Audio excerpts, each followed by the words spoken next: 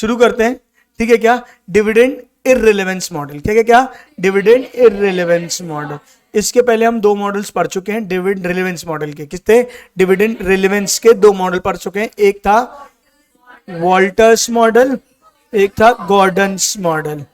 दोनों मॉडल्स यही बोलते थे, अगर ROI is greater than KE तो डिविडेंड मत पे करो, ROI is equals to KE तो इनडिफरेंट, और ROI is less than KE तो डिविडेंड पे करो। बोलो हाँ या नहीं? उसका ये कहना था अगर ROI is greater than KE है तो मत पे करो। जितना डिविडेंड पे करते जाओगे उतनी शेयर की वैल्यू क्या होती जाएगी? कम होती जाए, और जितना कम डिविडेंड पे करोगे शेयर की वैल्यू उतनी ज्यादा है। अगर ROI is less than KE, अगर ROI इज और आप डिविडेंड पे नहीं करोगे तो शेयर की वैल्यू क्या होती चली जाएगी? गिरती चली जाएगी। और अगर ROI is less than KE और डिविडेंड पे करोगे तो जितना ज्यादा डिविडेंड करोगे शेयर की वैल्यू उतनी ज्यादा है। अल्टीमेटली कंक्लूजन ये निकलता है दोनों मॉडल्स का कि डिविडेंड रिलेवेंट है शेयर की वैल्यू डिसाइड करने में। आपकी कितनी ROI और कितनी KE है इस पे डिपेंड करता है कि आपको कितना डिविडेंड देना चाहिए और कितना डिविडेंड नहीं देना। अगर उस हिसाब से डिविडेंड दोगे तो आपकी शेयर की वैल्यू बढ़ेगी, और अगर उस हिसाब से डिविडेंड नहीं दोगे तो आपकी शेयर की वैल्यू घटेगी। यानी वैल्यू ऑफ द फर्म या value of the share is dependent on the dividend pay out ratio. यानी dividend pay out is relevant in determining the value of the share या फर्म। बोलो हाँ या नहीं? अब यहां एकदम ऑपोजिट बोला, MM अंकल को उल्टा भगने की आदत है, तो MM अंकल ने बोला dividend is irrelevant. Dividend is, आप डिविडेंड पे करो या ना पे करो, आप डिविडेंड पे करो या ना पे करो, उससे फर्क नहीं पड़ता है शेयर की प्राइस में। लोगों ने पूछा रे क्यों नहीं पड़ता है? उनने बोला इन्वेस्टर को कंपनी की कमाई से मतलब है कि कंपनी कितना कमा रही है। अब वो कमा के बांटे या अपने पास रखे, कमा तो रही है।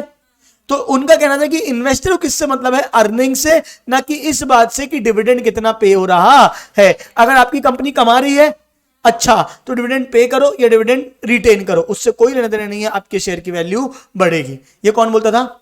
MM। आप नहीं कमा रहे हो और पूरा डिविडेंड पे कम कमा रहे हो लेकिन डिविडेंड ज्यादा दे रहे हो तो भी उससे फर्क नहीं पड़ेगा, क्योंकि इन्वेस्टर को किस पे फोकस है? आपकी अर्निंग्स पे, आपकी अर्निंग्स में, ना कि इस मेथड में कि आप उस अर्निंग्स को कैसे डिस्ट्रीब्यूट करते हो, उसमें उसका इंटरेस्ट नहीं है। ये किसका कहना था? MM का। किसका कहना था? MM का। अच्छा, सुनने में सही लग रहा है कि गलत लग रहा है?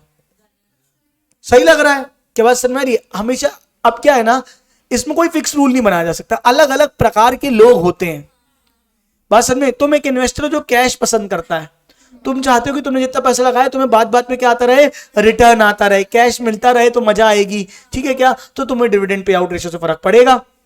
मैं हूं इन्वेस्टर हूं, लॉन्ग टर्म विजन देखता हूं, कंपनी कमा रही, अपने पास रख रही और कमाएगी, मेरे को देगी तो मैं नहीं कमाऊंगा तो फिर मुझे भी फर्क पड़ेगा। एक पॉइंट ऑफ टाइम ऐसा हो सकता है कि तुम भी कमा लोगे, मैं भी कमा लूंगा, तुम दो चाहे ना दो, मुझे कोई फर्क नहीं पड़ता। तो ये कौन बोलता है? MM model. ये कौन बोलता है? MM model. आओ एक बार इंट्रोडक्शन रीड करते हैं। Professor Modigliani and Miller in their article Dividend Policy, Growth and Valuation of Shares advance most comprehensive arguments to hold that main line आ रही है, investors are indifferent to dividends and capital gains and so dividends have no effect on the wealth of the shareholders.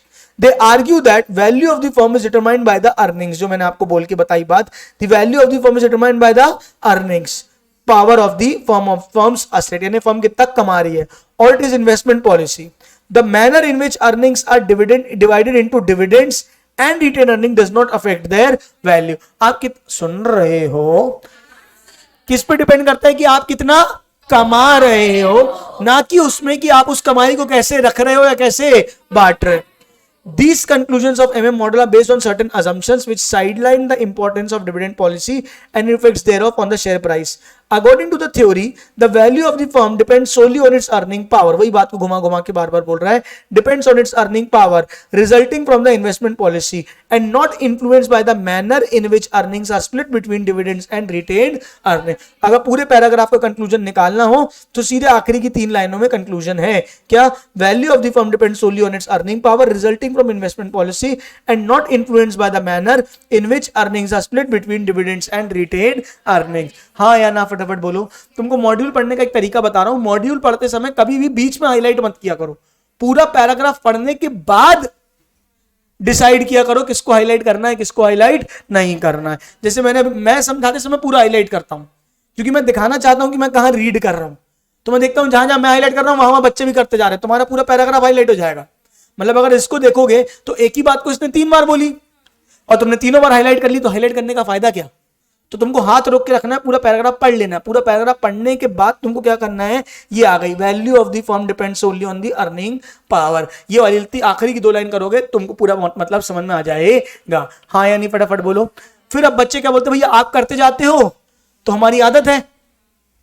तो इसका क्या तरीका है, हाथ में pencil लेके बैठो, जैसे मैं कर रहा हूं ना, तुम भी क्या करो, पेंसिल से पूरा पढ़ो अंडरलाइन कर करके, लेकिन हाईलाइट सिर्फ इंपॉर्टेंट पार्ट को करो। पेंसिल से अंडरलाइन मतलब तुमने उसको रीड किया है, और मार्कर से हाईलाइट मतलब उसको क्या करना है, अगली बार से हाईलाइटेड पोर्शन को पढ़ना है। पूरी किताब हरी हो जाएगी, मजा नहीं आएगी, ऐसे पूरी किताब पूरी ग्रीन हो जाती है, ठीक है क्या? तो क्या मतलब फिर उसका ना हाईलाइटिंग का? नहीं आई क्या बात सुन रहे, बोलो बे। तो following are the assumptions under MM hypothesis. Capital markets are perfect, investor are rational, information is freely available, transaction costs are nil, securities are divisible and no investor can influence the market price of the share.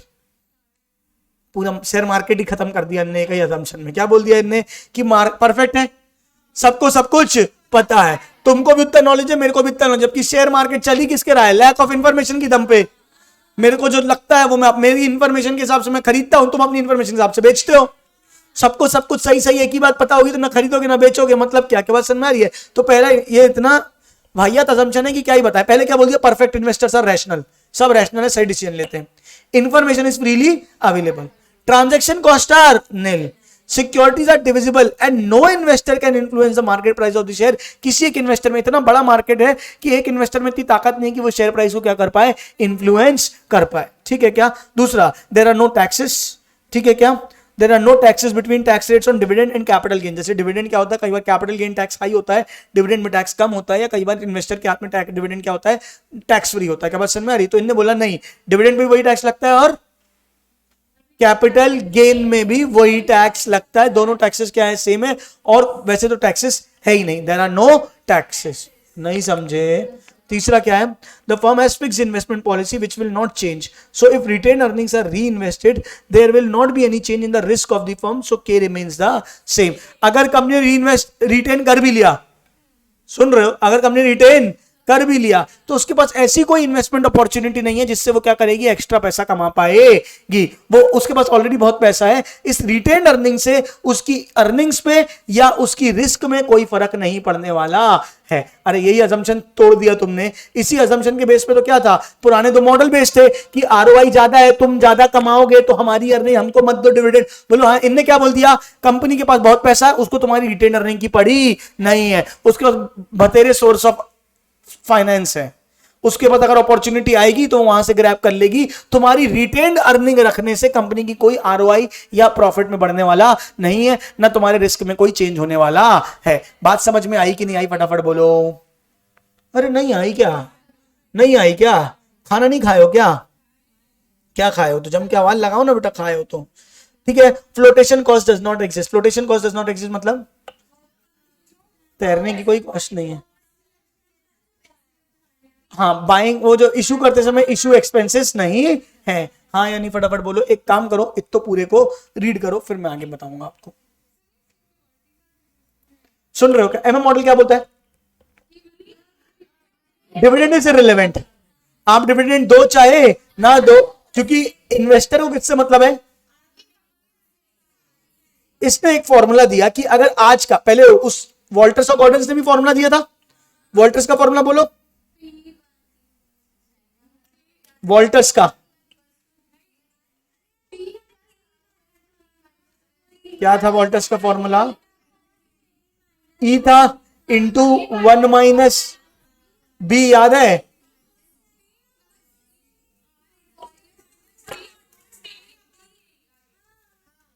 हाँ,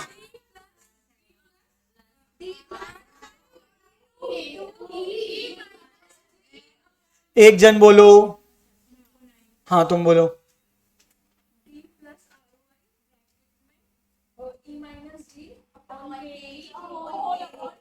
D plus, याद है dividend लेते थे, हम ROI into E minus D, सीधे सीधे जितना कमाया उसमें जितना आपने रिटेन किया उसका ROI अपॉन के ई होल अपॉन के ई नालायक। याद आया? और उसका क्या था गॉर्डन्स का D1 अपॉन के ई माइनस जी, याद आ रहा है? इसी को वो थोड़ा खतरनाक तरीके से बोलते थे E इंटू,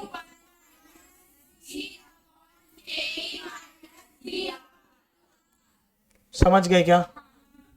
हाँ या ना बोलो। अब ऐसे इसी ने बोला, MM मॉडल ने क्या बोला कि आपको अगर आज के शेयर की प्राइस निकालनी है ना तो आपको कुछ नहीं करना है, एक साल के बाद में मिलने वाला डिविडेंड, एक साल के बाद में मिलने वाला डिविडेंड और एक साल के बाद जो शेयर की प्राइस होने वाली है वो, उन सब की प्रेजेंट वैल्यू क्या हो जाएगी? शेयर की आज की प्राइस। यानी इन्वेस्टर है वो बहुत समझदार है, उसको यह पता है कि डिविडेंड भी मेरा है और शेयर प्राइस भी मेरा है। समझ रहे हो मेरी बात को? D1 भी मेरा है और P1 भी मेरा है। सुन रहे हो क्या? D1 भी मेरा है और P1 भी मेरा है। अगर मुझे D1 कम मिला तो उसके कारण क्या बढ़ जाएगा? P1। अगर मुझे D1 ज्यादा मिला तो मेरा क्या कम हो जाएगा? P1। दोनों है तो मेरे ही। बात समझ आ रही कि नहीं आ रही? अगर मुझे 8 रुपए डिविडेंड दिया तो वो जो 2 रुपए नहीं दिया वो कहीं ना कहीं क्या हो जाएगा? मेरे शेयर प्राइस को बढ़ा देगा।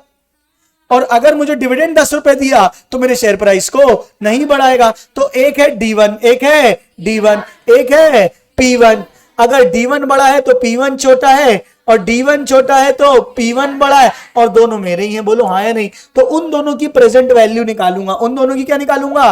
Present value. फॉर एग्जांपल मेरा रिक्वायर्ड रेट ऑफ रिटर्न 12% है। क्या है? 12%। तो एक साल बाद जो मुझे डिविडेंड दोगे और एक साल बाद जो शेयर प्राइस होने वाली उसकी प्रेजेंट वैल्यू 12% से खींच के जो आएगी वो क्या है? आज के शेयर की वैल्यू। उतना मैं शेयर के लिए पैसे आज देने तैयार हूं। फॉर एग्जांपल 12% जो D1 और P1 को 12% से खींचने पे आया 125 रुपए। क्या आया? 125 रुपए। इसका मतलब मैं शेयर के 125 रुपए देने के लिए तैयार हूं। 125 रुपए दे के, 125 रुपए दे के मुझे जो भी D1 और P1 मिलेगा मेरा 12% रिटर्न आ जाएगा। क्योंकि 125 आया ही कैसे है? 12% से खींच के। नहीं समझे कि समझ गए? नहीं समझे कि समझ गए? फिर से बोल रहा हूं, D1 P1 क्या क्या? D1 P1 उसकी प्रेजेंट वैल्यू लोगे तो क्या आ जाएगा? P0। क्या आ जाएगा? P0। तो अगर सीधे सीधे बोलूं P0 is equals to D1 plus P1 upon 1 plus R। क्योंकि एक साल बाद की बात है ना बेटा। नहीं आ रही? अरे एक साल पीछे खींचना है तो क्या करते हैं? 1 प्लस R। 2 साल पीछे खींचना 1 प्लस R का स्क्वायर। 3 साल तो 1 प्लस R का क्यूब। अरे भूल गए क्या प्रेजेंट वैल्यू? नहीं आया? 3 साल पीछे खींचना है तो 1 प्लस वो करते 1/1.10 इक्वल टू करते तो थे। नहीं आया याद? तो अगर एक साल पीछे खींचना सीधे क्या करोगे? 1/1 plus R to the power 1 यानी 1 प्लस R। अरे नहीं आया कि आया? तो प्रेजेंट वैल्यू क्या है? D1 plus P1 upon 1 plus R। तो आज के शेयर की वैल्यू हो जाएगी। क्लियर है क्या? अभी ये तो आधा हुआ है MM मॉडल। इससे से ये भी फॉर्मूला समझो। अभी मेन लॉजिक में थोड़ा सा एक्स्ट्रा दिमाग लगेगा, उसको अपन करते हैं, लेकिन उसके पहले एक साधारण सा क्वेश्चन करते हैं। ठीक है क्या? अभी 2 मिनट रुको ना, मैं सारे डाउट्स आखिरी में एक साथ ले लूंगा। पहले मुझे मेरी पूरी कहानी कंप्लीट करने दो। बीच पिक्चर में डाउट पूछोगे तो सस्पेंस खत्म हो जाता है। In the light of the above consider the following data. R दिया है 0.12 यानी 12%। 1.12 करेंगे अगर खींचना होगा तो ये समझते हो? मैं ठूसा उसा मार दूंगा। P0 कितना है? 10 दे दिया। P0 दे दिया। P0 दे दिया। हाँ, D1 दे दिया। शेयर्स आउटस्टैंडिंग दे दिए। इसका कोई काम अभी नहीं है, पर मैं चाहता हूं कि तुम क्या निकाल के दिखाओ? मुझे P1 निकाल के दिखाओ। क्या निकाल के दिखाओ? P1। D1 plus P1 upon 1 plus R is equals to P0। P0 दिया है 10। P0 दिया है 10। T1 दिया है 0.40। P1 दिया है नहीं, अपॉन 1.12। ये नहीं समझे? नहीं समझे कि समझ गए? अरे आपको P0 नहीं निकालना है, आपको P1 निकालना है। यानी कल का दाम क्या होगा? तो ये सब प्रेजेंट वैल्यू करके आया है। आज का दाम कितना आया? 10 रुपए। 0.40 प्लस P1 को खींच के आया होगा, तो 0.0 प्लस P1 डिवाइड बाय 1.12। अब इसको सॉल्व करो, पहले इसको यहां भेज दो, 10 इंटू 1.12 कितना आएगा बताओ फटाफट।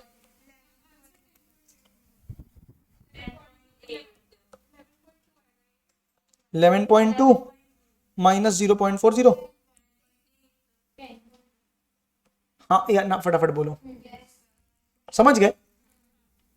अगर कंपनी ने डिविडेंड दिया, अगर कंपनी ने डिविडेंड दिया तो D1 कितना है 0.4, P1 हमको पता नहीं, P1 हमको पता नहीं, डिवाइड बाय 1.12 तो P0 आ गया। कितना आगे सॉल्व करके P1 निकाल लिया, कितना आया 10.8। Assuming same question, assuming same question, मेरे साथ चलना प्लीज। हाँ, अगर मैं तेज हो जाऊं तो मुझे रोक देना, लेकिन मेरे साथ चलना, ठीक है क्या। अज्यूमिंग सेम डेटा, लेकिन कंपनी ने डिविडेंड नहीं बांटा, तब तुमको शेयर की प्राइस निकालनी, कैसे निकालोगे बताओ।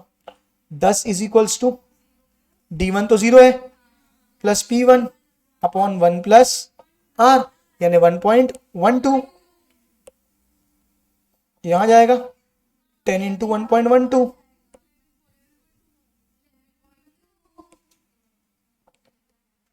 जो मैं बता रहा था वो बात देख के समझ में आ रही है क्या। अगर कंपनी ने डिविडेंड नहीं बांटा तो शेयर की प्राइस आई कितनी, 11 रुपए। कितनी आई, 11 रुपए, क्योंकि आपने मेरे को डिविडेंड नहीं दिया तो डिविडेंड उसमें मिल गया ना, हाँ या नहीं बोलो। और क्योंकि तुमने डिविडेंड दिया तो शेयर की प्राइस कितनी आई 10.8, क्योंकि डिविडेंड उसमें मिला हुआ है। नहीं आ रही की बात समझ में। तो कंपनी जब डिविडेंड दे रही है, कंपनी जब डिविडेंड, क्योंकि प्रेजेंट वैल्यू 12 से खींच के दोनों में 10 आएगी, या तो D1 और P1 दोनों को खींच रहा हूं, समझ में आ रही कि नहीं। प्रेजेंट वैल्यू खींच के दोनों की आएगी 10। एक में डिविडेंड दिया, एक में डिविडेंड नहीं दिया, तो एक में जिसमें डिविडेंड दिया तो उसमें ऑब्वियस सी बात है P1 क्या आएगा, कम, और इसमें तो कुछ और है ही नहीं, तो P1 क्या आएगा, ज्यादा। और लॉजिकली मैथमेटिक्स छोड़ दो, आम जनता का लॉजिक लगाओ। एक कंपनी जिसने डिविडेंड नहीं बांटा है उसका शेयर प्राइस ज्यादा बढ़ना चाहिए, क्यों, क्योंकि उसने पैसा बांटा नहीं, अपने पास रखा है। तो इन्वेस्टर एक्सपेक्ट कर रहा है कि हाँ ये पैसा कंपनी लगा के मुझे शेयर ग्रोथ के रूप में देगी, हाँ या नहीं। और जिसने क्या कर दिया, डिविडेंड बांट दिया। अगर बीच में ही डिविडेंड बांट दिया है तो क्या बात समझ में नहीं। आपको भी पता है कि अब शेयर प्राइस उतना बढ़ेगा नहीं, क्योंकि बीच में एक प्रकार से रिटर्न आपको क्या हो चुका है, मिल चुका है, हाँ या नहीं, फटाफट बोलो। ये एकदम साधारण एग्जांपल में अगर तुमको समझाऊं तो बुआ जी घर में आती हैं, जब बुआ जी घर में आती है तो खर्ची देती है, पैसे लो बेटा खर्च जे, है ना, ऐसे खर्चना मतलब देती है, पैसे देती है, ठीक है क्या। तो वो जब पैसे देती है, अगर बुआ ने आते, बुआ के मन में बजट है कि मुझे अपने नाती पोतू को 500 देने, कितने देने हैं 500, बजट है, ठीक है। और तुम जैसी बुआ घुसी, तुमने बुआ के पैर पड़े, नमस्ते बुआ जी, बुआ ने 200 निकाल के दे दिए, बोलो हाँ या नहीं। अब बुआ जाते समय कितने देगी, 300, हाँ या नहीं। अब तुमको भी पता है कि इस बार बुआ जाते समय क्या देगी, कम देगी, क्योंकि आते समय बुआ कितने दे चुकी है 200, हाँ या नहीं। और अगर बुआ तुमसे, बुआ ने तुम्हें पैर पड़े, बुआ जी ने कुछ नहीं दिया, तो वापसी में कितने मिलेंगे 500। अगर बीच में रिटर्न आ गया है D1 के रूप में तो आखिरी में P1 क्या रहेगा, कम रहेगा ना, बजट तो 500 ही है, नहीं समझे।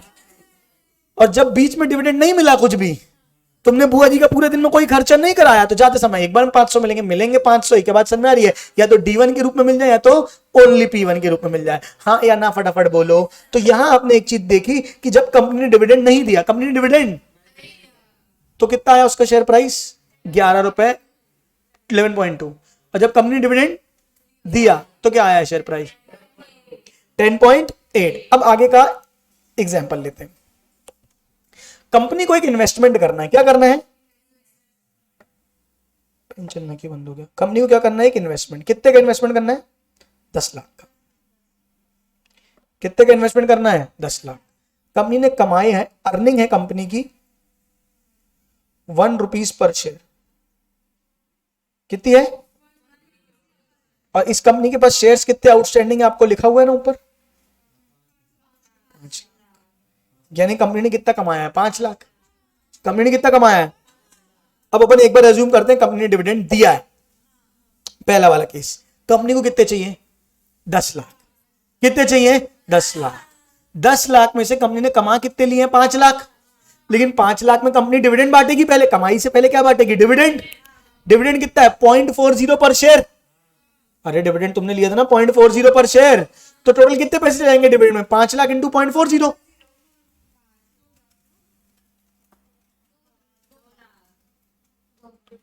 तो कंपनी के पास कितने पैसे बचे? कंपनी को चाहिए कितने? 10, जिसमें से 3 लाख कंपनी के पास बचे हैं। तो अब कंपनी के पास को मार्केट से कितने उठाने हैं? 7 लाख। 7 लाख के नए शेयर इशू करेगी। कंपनी डिविडेंड बांटा है कि नहीं बांटा है? बांटा है ना, तभी तो ये 7 लाख आया। हाँ, इस वाले केस में कंपनी डिविडेंड बांटा है, तो शेयर प्राइस कितनी है? 10.8।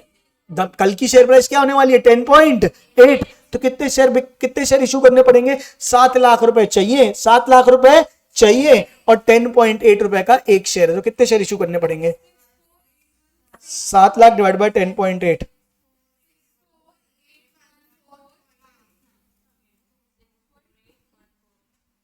64,815 शेयर्स कंपनी इशू करेगी। समझ में आया कि नहीं आया? देखो इसका इन्होंने इतना ये ऐसा भयंकर फॉर्मूला बनाते हैं इन लोग। ये देख रहे हो, delta NP is equals to 1 minus Y minus N D 1। पता नहीं कहा है ये, बच्चा देखे तो परेशान हो जाए। सीधे सीधे कॉमन सेंस लगाए ना बेटा। 10 लाख रुपए की इन्वेस्टमेंट है, 10 लाख रुपए की इन्वेस्टमेंट है। लिखना नहीं दीदी, बाद में लिखना, पूरा टाइम दूंगा लिखने का। 10 लाख रुपए की इन्वेस्टमेंट है, 5 लाख रुपए की कमाई है, 5 लाख रुपए की कमाई है। 5 में से कंपनी ने 2 लाख क्या बांटे? डिविडेंड। तो कंपनी के पास कितने बचे? 3 लाख। अब 10 में से 3 यूज करेगी, 7 की जरूरत है। कितने की जरूरत है? 7 की। अब इस 7 लाख के लिए कंपनी क्या करेगी? शेयर इशू करेगी। तो कितने करने पड़ेंगे? 64,815। बोलो हाँ या नहीं? अब केस 2, सेम केस। इन्वेस्टमेंट कितनी चाहिए? 10 की। अर्निंग कितनी है? 1 पर शेयर। कंपनी ने डिविडेंड नहीं बांटा। नंबर ऑफ शेयर्स कितने हैं? 5 लाख। तो टोटल अर्निंग कितनी हो जाएगी? 5 लाख। 5 लाख में से कोई डिविडेंड बांटना है क्या? नहीं, पूरा यूज होगा। तो अब मार्केट से कितना उठाना पड़ेगा? 10 लाख माइनस 5 लाख, कितना बचा? 5 लाख। और शेयर की प्राइस कितनी है? 11.2 है ना अब नॉन शेयर वाले की। तो बोलो हाँ नहीं? तो 5 lakh divide by 11.2,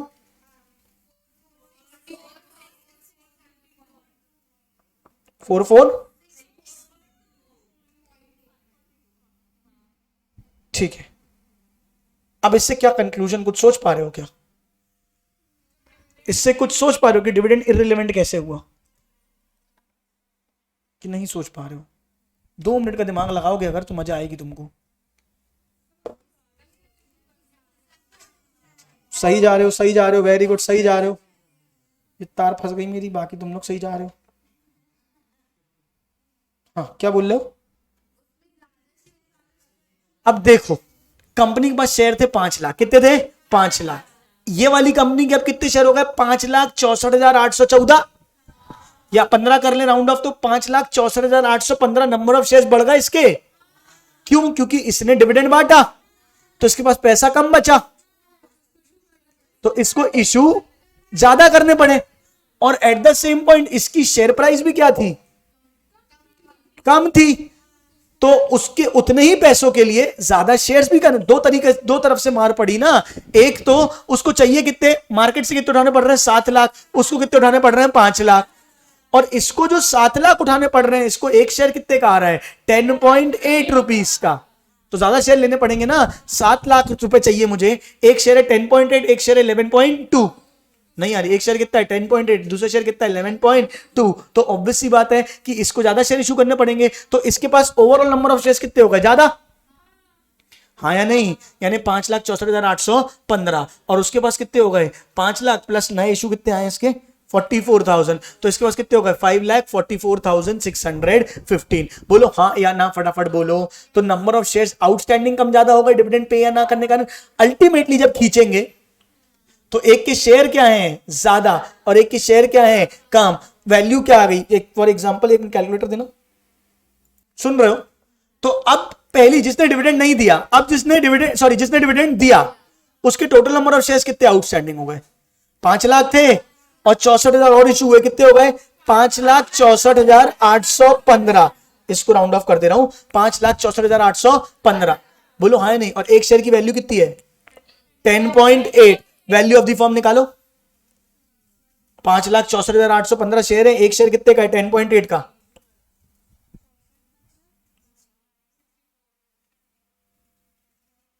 $5,64,815 into 10.8।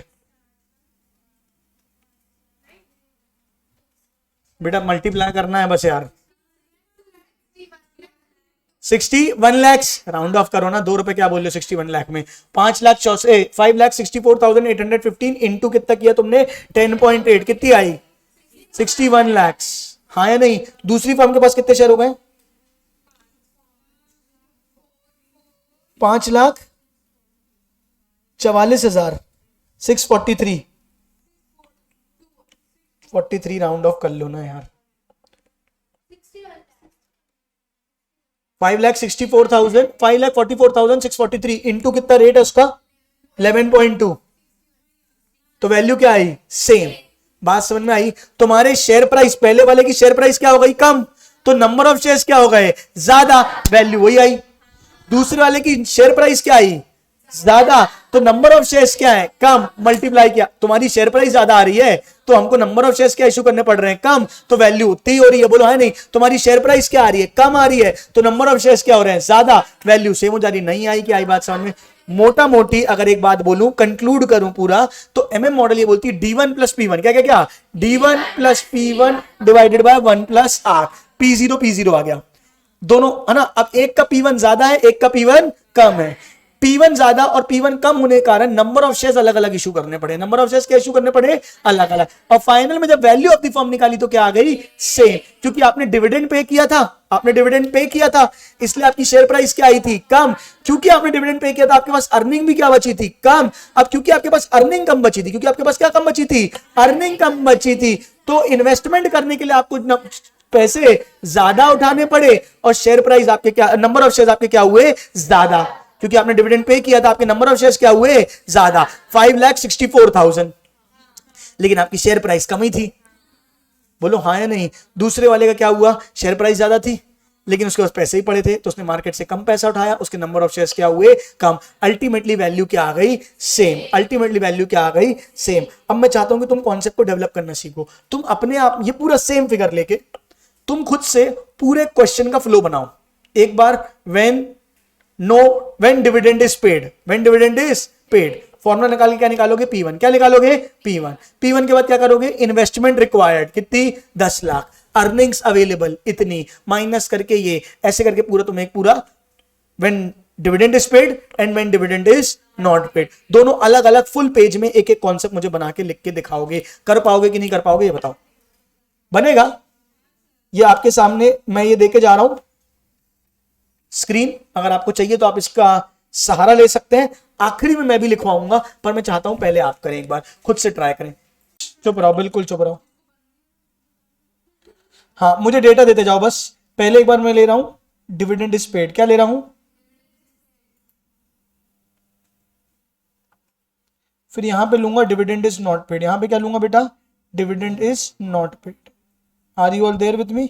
Dividend is paid में सबसे पहली चीज बताओ, तुमको क्या दिया हुआ है, P0 दिया हुआ है 10, D दिया हुआ है, D1 दिया हुआ है, सॉरी कितना दिया हुआ है 0.40, और फिर क्या दिया हुआ है R दिया हुआ है 12%, ठीक है क्या, और क्या दिया हुआ है नंबर ऑफ शेयर्स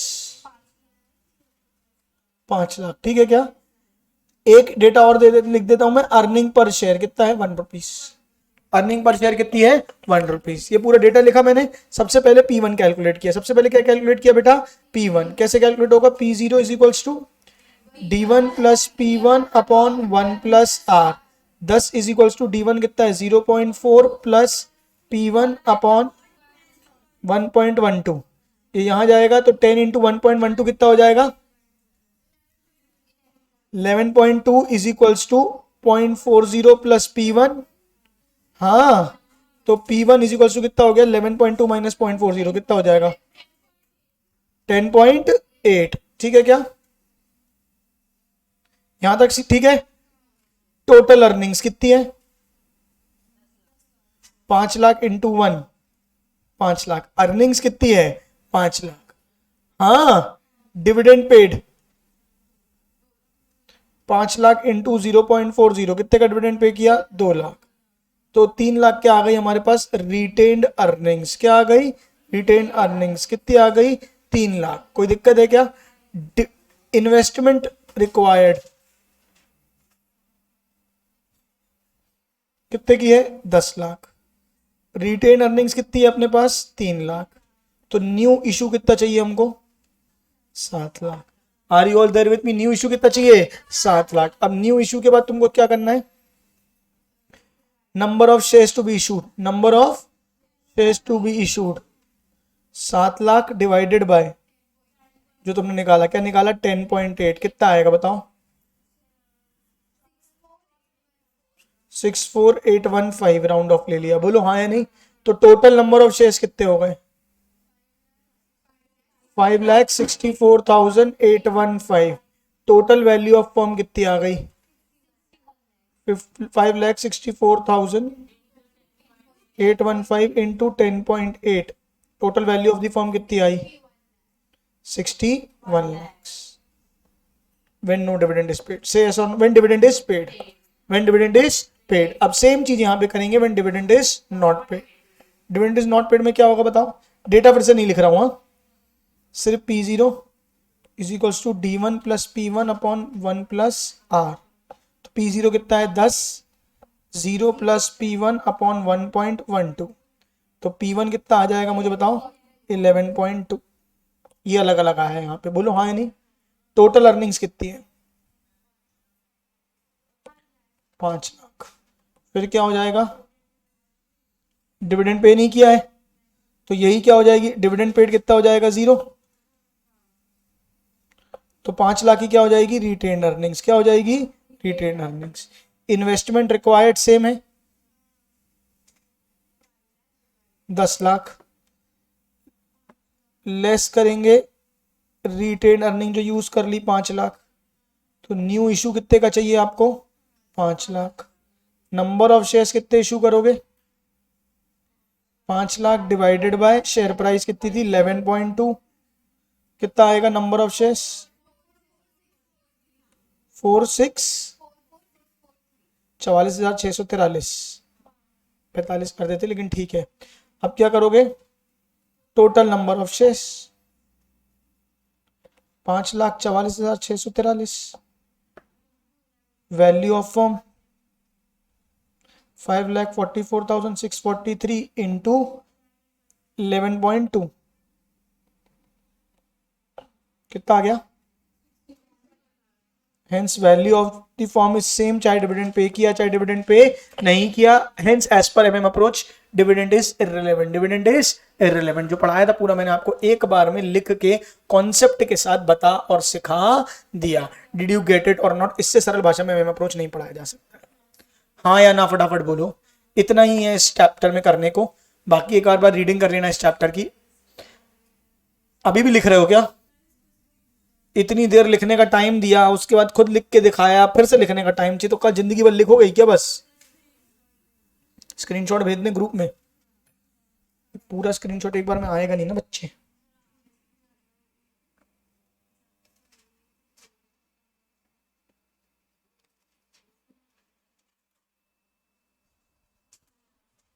आ गया है।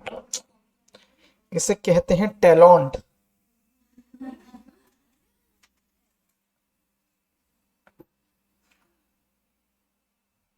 टेलीग्राम।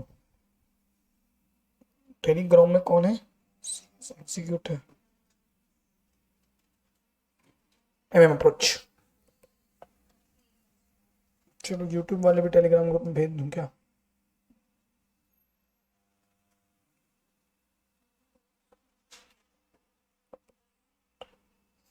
चलो यहाँ भी भेज दिया। हाँ बेटा, अब मुझे एक बात बताओ, सुन रहे हो? प्लीज सारे काम छोड़ के अब सुन लो। अब स्क्रीनशॉट ही भेज दिया, अब लिखते मत रहो, बहुत टाइम दिया मैंने लिखने का।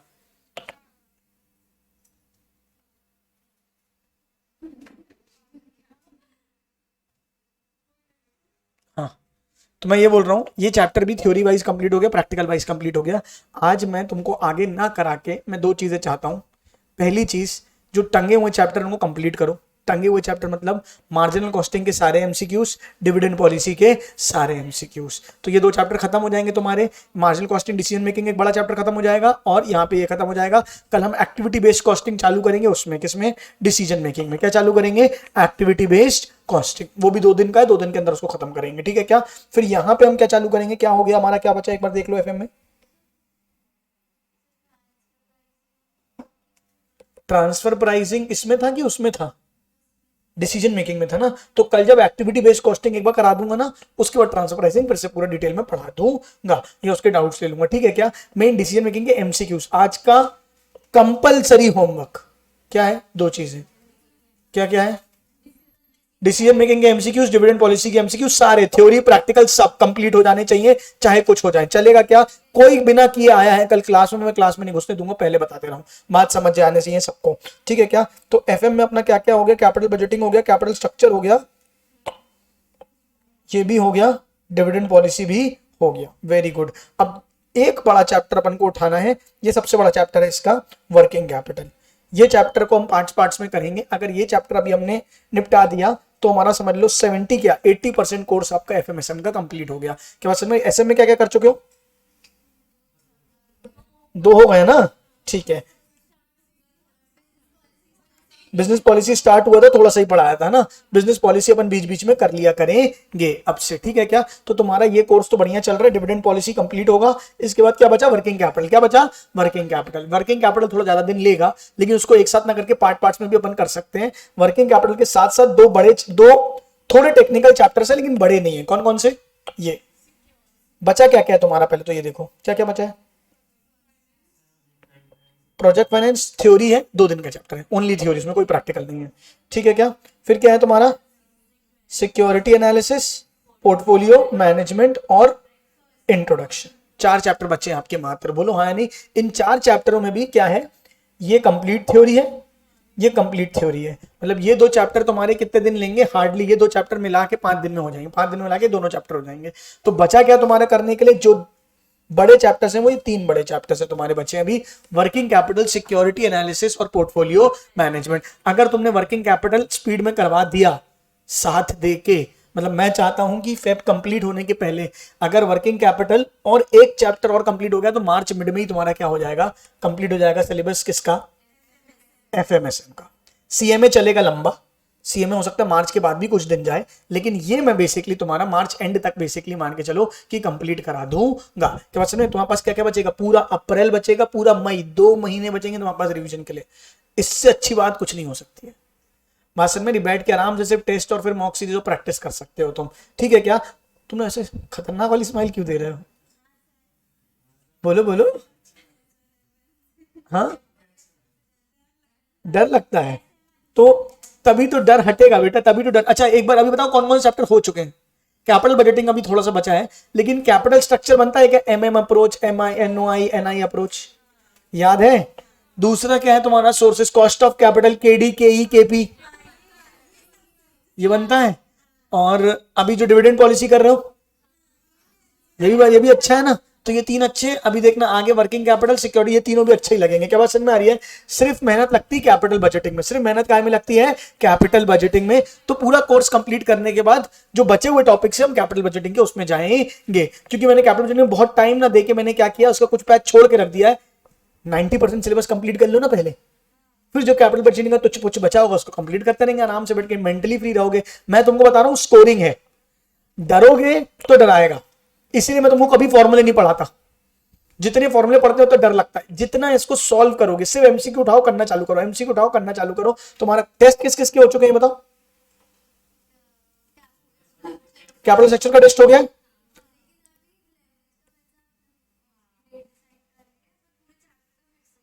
हाँ उसका पूरा कंप्लीट टेस्ट लेंगे। लेवरेज के डाउट भी तो हो गए ना कि बचे हैं,